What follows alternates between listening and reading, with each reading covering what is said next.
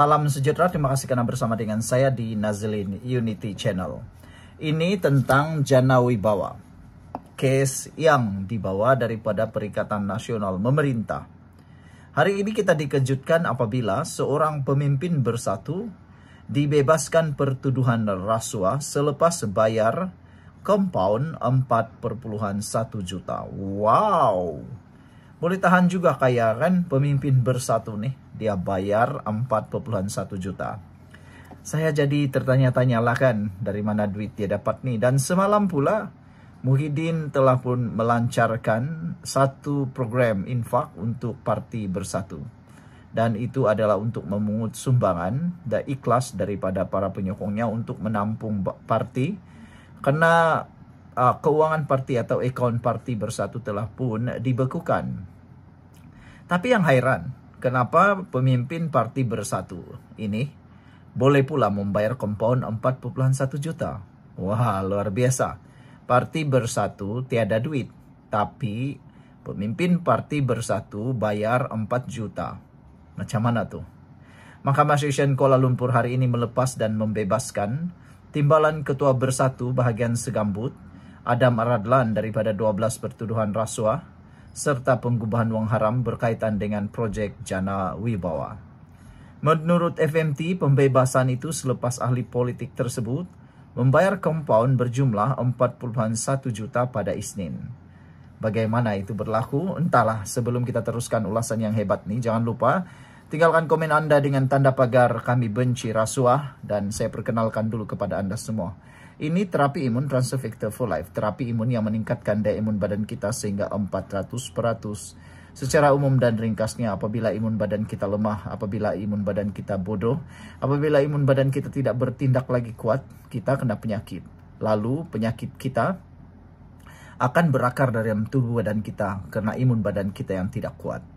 Dengan imun badan yang lemah dan bodoh, ia juga akan menyerang kita sendiri. Lalu kita kena autoimun.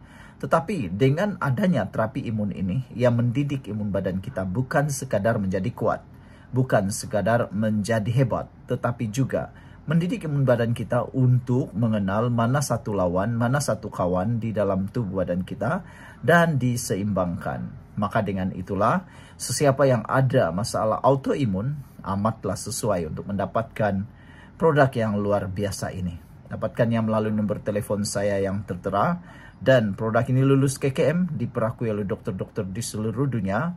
Dan penemuan paling bersejarah dalam dunia kedokteran abad ini. Saudara, kalau ini adalah kali kedua Anda menonton video dan produk ini, mungkin ini adalah jawaban yang Tuhan sediakan bagi Anda semua. Saudara-saudara sekalian, menurut laporan FMT, pembebasan itu selepas ahli parlimen tersebut, ahli politik tersebut membayar kompaun berjumlah 4,1 juta pada Isnin.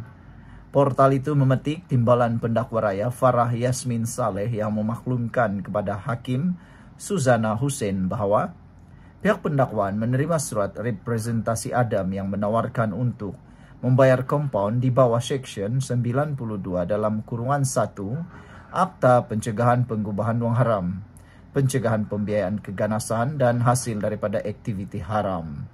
Tertuduh dalam kes ini sudah membuat pembayaran kompaun sebanyak 4,1 juta pada Isnin lalu, katanya lagi.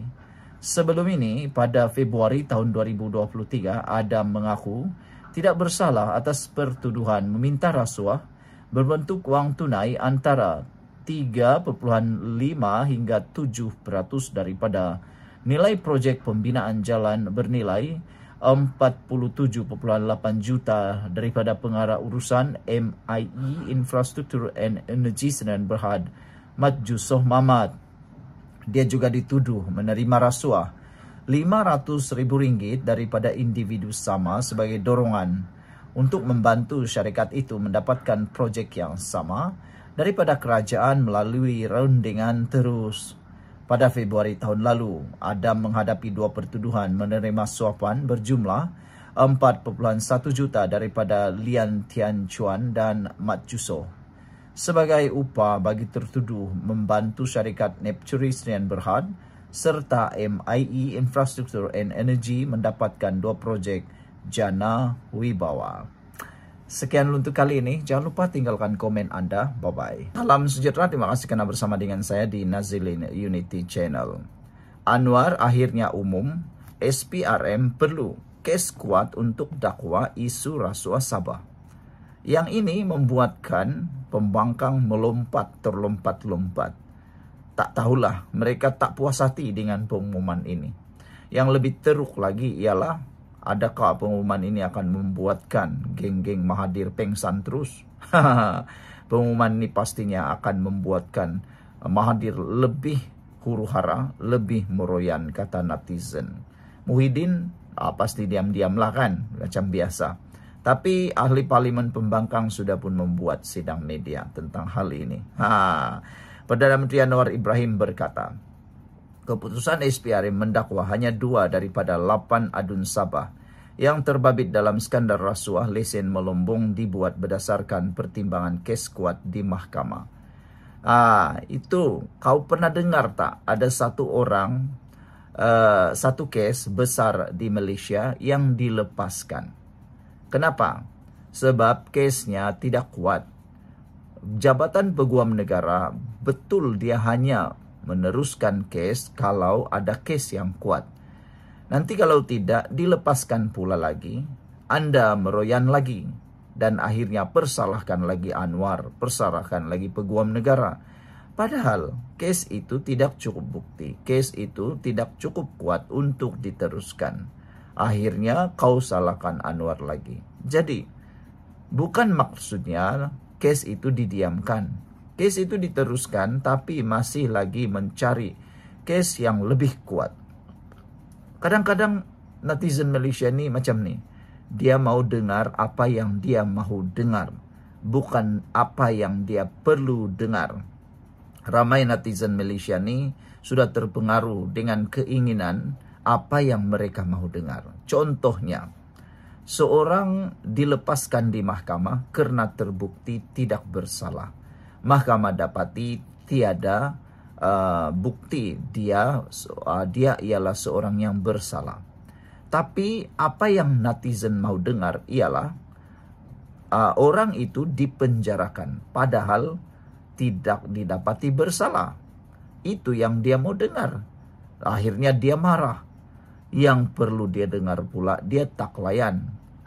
Itulah manusia paling durjana. Dia hanya mahu apa yang dia mahu dengar. Tapi yang dia perlu dengar, dia tak mahu pula. Itulah contoh kedua, pilihan raya. Yang dia mahu dengar ialah calon yang dia sokong. Contohnya pembangkang Perikatan Nasional mesti menang. Apabila keputusan pilihan raya diumumkan, terbukti dia kalah dengan 1000 undi. Lalu dia marah. Marahnya sini sana. Dia tuduhlah parti kerajaan perpaduan menipu, rasuah dan sebagainya. Sebab kenapa? Dia tidak suka dengar apa yang perlu dia dengar. Akhirnya dia mahu apa yang dia mahu dengar. Marahlah dia. Kena belajar bahawa kadang-kadang kena dengar apa yang perlu Anda dengar, bukannya apa yang kamu mahu dengar. Kena belajar perkara itu. Saudara-saudara sekalian, Anwar yang menjawab soalan Ronald Kiandi berkata, ini berdasarkan justifikasi SPRM apabila dia bertanya, skandal yang pertama kali didedahkan oleh ahli perniagaan yang bertukar menjadi pemberi maklumat Albert Tay yang turut didakwa bersama 2 lagi adun GRS. 8 adun dikaitkan liputan video itu. Tapi apabila SPRM melihat kes mesti kuat untuk didakwa. Saya tak campur, tapi saya tanya kenapa 2 didakwa. Itu alasan mereka. Mereka ambil kes yang substantive, in fact and law untuk pendakwaan. Kalau tak substantive, dengar dari video saja, tak boleh dakwa di mahkamah, kata Anwar semasa sesi soal jawab Perdana Menteri. Pada 30 Jun lalu, Tay didakwa atas 2 pertuduhan. Memberi rasuah mengikut Seksyen 16 dalam kurungan B Akta SPRM 2009. Dia dituduh memberi rasuah kepada penolong Menteri Pembangunan Perindustrian dan Keusahawanan Sabah Andi Suryadi Bandi dan Adun Sindumin Yusuf Yaakob untuk membantu mendapatkan lesen cari gali mineral di negeri itu. Andi yang merupakan ahli Parlimen Kalabakan didakwa mengikut Seksyen 16 dalam kurungan E Akta SPRM yang membawa hukuman penjara maksimum 20 tahun dan denda tidak kurang 5 kali ganda nilai suapan atau 10.000, mana yang lebih tinggi. Yusuf yang merupakan pengurusi khazanah Sabah didakwa menerima wang tunai 200.000 daripada Tay di bar atas bumbung Hilton Hotel di Kota Kinabalu pada 6 Mac 2023.